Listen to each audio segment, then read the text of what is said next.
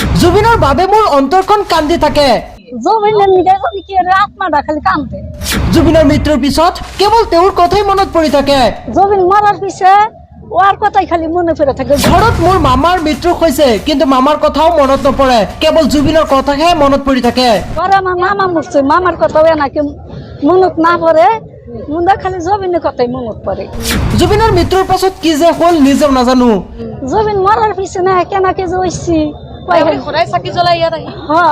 এই ভিডিঅ'টো আপোনালোকে যিমান পাৰে শ্বেয়াৰ কৰি দিয়ক, কিয়নো এগৰাকী আইতাই প্ৰতিদিনে জুবিনৰ বাবে বন্তি প্ৰজ্বলন কৰে আৰু সাংবাদিকৰ আগত কয়, জুবিনৰ বাবে মোৰ অন্তৰখন কান্দি থাকে, সদায় জুবিনৰ কথাই মোৰ মনত পৰি থাকে।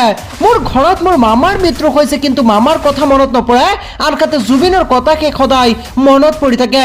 জুবিনৰ মৃত্যুৰ পাছত কি যে হ'ল নিজেও নাজানো। লগতে মুছলমান আইতাগৰাকীয়ে কৈছে, মই জুবিনক সদায় দেখিছিলো, মই জুবিনক সদায় লগ পাইছিলো, কিন্তু এতিয়া যে কি হ'ল নিজেও নাজানো। সঁচাই জুবিন অনুৰাগীৰ পৰিসৰ কিমান যে দীঘল, সেয়া কোনো শব্দৰে প্ৰকাশ কৰিব নোৱাৰি।